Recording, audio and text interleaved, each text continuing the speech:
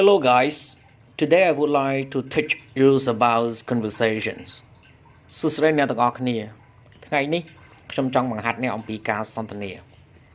Before we start our conversations, I would like you to click subscribe, like, share and bell to channel Don Sreyoun in order to get new videos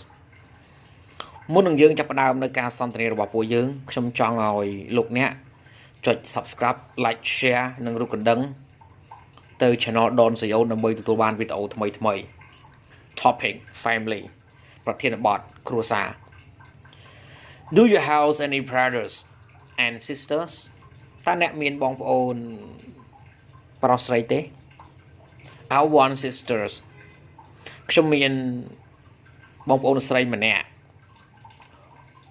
Who is older you or your sisters តើនរណាគេចាស់ជាងអ្នកឬក៏បងប្អូនស្រីរបស់អ្នក My sister is older than me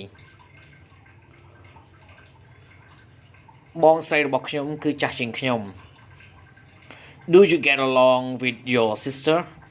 តើអ្នកចុះសម្រុងគ្នាជាមួយនឹងបងស្រីរបស់អ្នកទេ Yes we get along okay បាទពួកយើងចុះសម្រុងគ្នាណាស់មិនអីនោះទេ How about your parents ចុះឪពុកម្ដាយរបស់អ្នកវិញនោះ My father died many years ago ឪពុករបស់ខ្ញុំបានស្លាប់ជាច្រើនឆ្នាំកន្លងទៅហើយ I'm sorry to hear about that ខ្ញុំសូមទោសដែលបានដឹងអំពីរឿងនោះ My mother is fine she is very strong and likes to work ម្ដាយរបស់ខ្ញុំគឺសុខសប្បាយជាទេគាត់គឺរឹងមាំណាស់ហើយចូលចិត្តធ្វើការ What does your mother do តើម្ដាយរបស់អ្នកធ្វើការងារអ្វី She teaches at university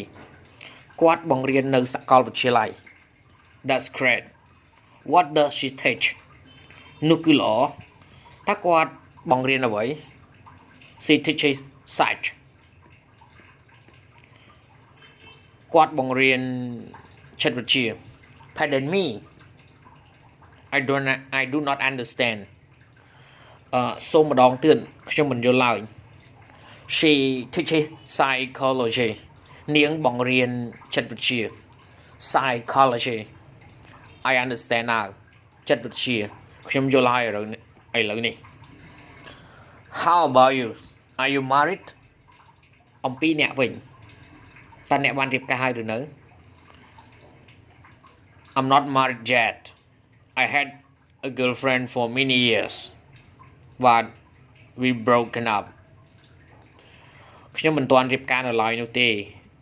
ខ្ញុំមានមិត្តស្រីអស់រយៈពេលជាច្រើនឆ្នាំ